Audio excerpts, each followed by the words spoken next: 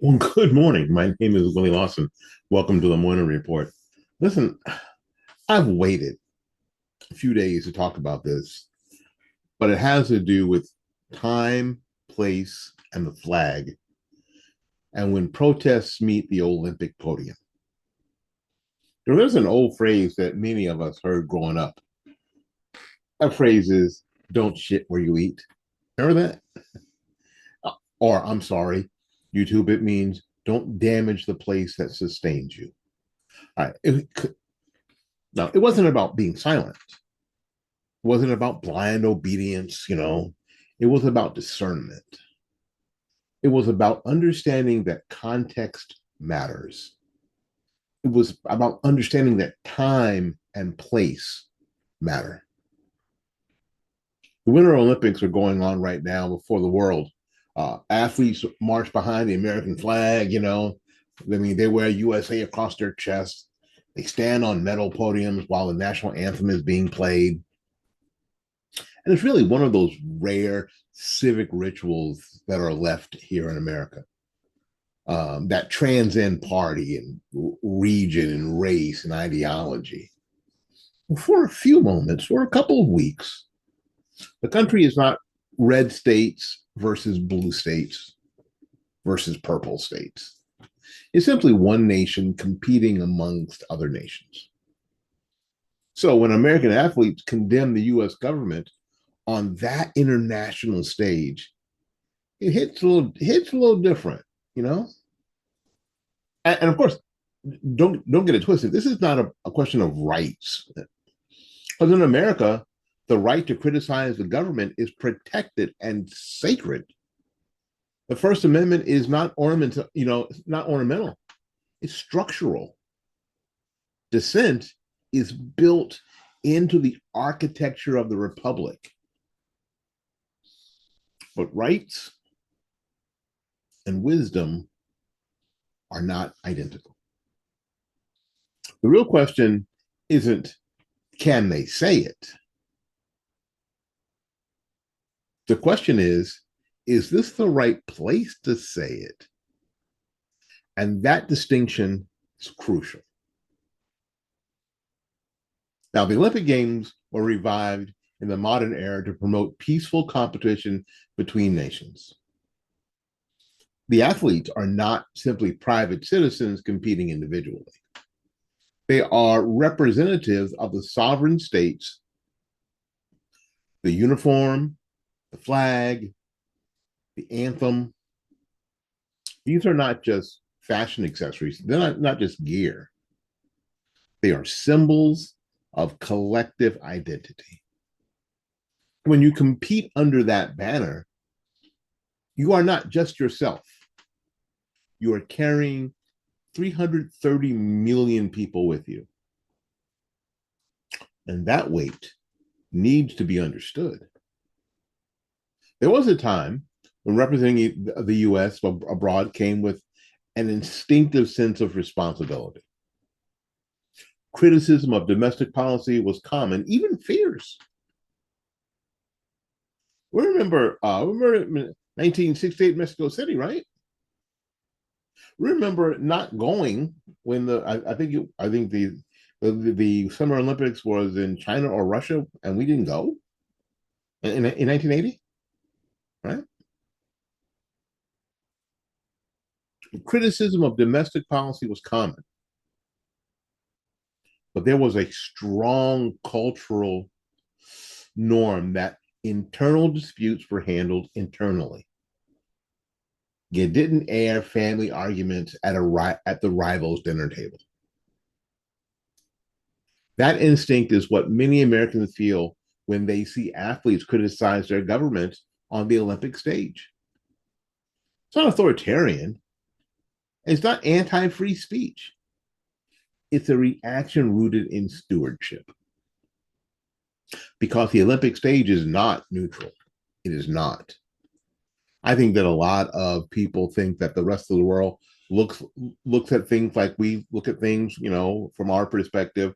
They look at things, they hear things like we hear things, they think like we do, and they don't. When an American athlete condemns the United States overseas, that message is not heard merely as some internal civic debate. It's interpreted as geopolitical messaging. Adversarial governments amplify it. State media in authoritarian nations use it to validate their own narrative about America's decline and hypocrisy. Now, that doesn't mean criticism should be silenced. It means the global audience changes the meaning of the speech. And that's where time and place enter the conversation. There's a difference between protesting in Washington, D.C., or writing an op ed piece, or speaking at a university, or addressing Congress, and using an Olympic podium, or being at an Olympic press conference. Under the American flag in front of the world's governments. One is domestic engagement. The other becomes international signaling. And we've reached a cultural moment where every platform feels interchangeable. Doesn't matter where you are. Social media has conditioned younger generations to believe that every stage is a personal megaphone. The distinction between private voice and representational voice has been blurred. The Olympic broadcast becomes just another content stream. But it's not just another stream. It's one of the few global stages where the nation appears unified, even temporarily. The symbolism matters, the optics matter. Diplomacy is not only conducted through ambassadors and treaties, it's conducted through image, tone, posture. Now, old folks like me often operated with a different instinct. People older than myself had experienced global war, Cold War tensions, ideological conflict between superpowers. They understood that national presentation abroad had consequences, that internal dissent was powerful, but its venue mattered. Now, these younger athletes may not carry that historical memory. They have grown up in relative stability. The United States has been dominant, secure, and culturally influential for their entire lives. The fragility of global perception may not feel real to them. That doesn't make them malicious. It just makes them unseasoned. The tensions that we are witnessing is not merely political, it's generational. I know that. On one side is the belief that authenticity requires immediate public expression in every arena possible. And the other is the belief that the maturity requires situational awareness and restraint. Neither side rejects freedom. They differ on prudence. And prudence isn't a dirty word. Criticism of government policy is part of American tradition. Abolitionists criticize the government. Civil rights leaders criticize the government. Vietnam War protesters criticize the government. The question has never been whether criticism is legitimate. The question has always been strategic. What advances the cause? What strengthens the country while correcting its flaws? If the goal is reform, then the method matters. When criticism is delivered on foreign soil while wearing national symbols, it risks blurring into condemnation of the nation itself rather than the critique of policy. That distinction may be clear in the speaker's mind, but it's not always clear to the international audiences. You know, we've all had situations where, especially if you're a dude, You thought you were saying one thing, but the other person was hearing something else, and you go, I didn't say that, or that's not what I meant, or they missed it, or something. And this is what happens. America's strength has always rested partly on soft power, and that's the appeal of our ideals. Freedom of speech is one of those ideals. Now, ironically, the ability of athletes to criticize the US government without fear of imprisonment demonstrates that freedom. So these athletes at the Winter Olympics who, you know, disparage the government, they're not going to come home and disappear. They're not going to have to defect to Italy. They'll come home and be in the parade with their gold medal, go on with life, right?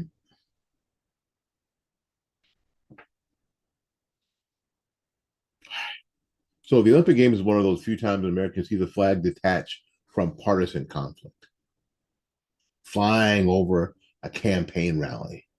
It's not attached to a political debate. It's simply a symbol of shared national identity. So when that moment becomes another battleground, something subtle erodes. Is it worth asking, do we benefit from turning every space into a political space? Is there value in preserving a few civic rituals where unity takes precedence over dispute? And that's not repression. That's not repression. The instinct to protect the house while renovating it is not weakness, it's stewardship. There's also an equity question. Thousands of athletes compete quietly, representing their country with dignity, regardless of their personal political beliefs. They understand that their role in that moment is not primarily ideological, but athletic. When a few transform the stage into a political platform, it changes the tone for everybody. Representation carries responsibility. If you choose to wear the uniform and accept the benefits of representing the United States, training, in the training infrastructure, the funding pipelines, the media exposure, the security, then you are participating in a national endeavor. You are not obligated to silence yourself forever, but perhaps you are obligated to weigh the venue. And that's not censorship. That, again, is discernment. Now, critics of this will argue that true patriotism includes public protest, especially when the world is watching. I know some of you will, because we have, thanks to the last video, we have some new subscribers. Thank you for watching. Thank you for commenting. I appreciate that. They will point to historic moments where symbolic protests forced the nation to confront injustice. 1968, Mexico City. They are correct that protests can indeed be powerful. But power without prudence can indeed misfire. Not every cause is advanced by every platform. Not every grievance belongs on every stage. Timing affects reception. Context affects interpretation. Because the deeper issue may not be political, it may be cultural. Although we live in an era where performance often replaces persuasion, visibility is equated with virtue. Speaking publicly is treated as moral action in itself. Silence, even strategic silence, is viewed as complicity. But historically, Restraint have been considered a virtue. Choosing the right battlefield was part of the effective advocacy. Leaders understood that symbolism could either strengthen or fracture their cause. The Olympics are symbolic. It's not Congress, not a protest rally, not a policy forum. It's a global competition where nations showcase excellence. Turning that stage into a domestic political argument transforms its entire function. So, what's the appropriate response? Not rage. That's why I waited. And that's why I'm not yelling and screaming at you. That's why I'm not calling for for people to be sent home and kicked off the team and all that kind of stuff. Not censorship. Not calls to strip their citizenship or revoke their medals. The appropriate response is clarity. I say that a lot on this program, don't I? Affirm the right to speak. Defend the constitutional protection that allows it. And then ask the harder question.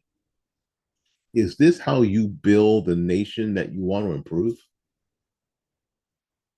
Does this moment strengthen the fabric or does it strain it?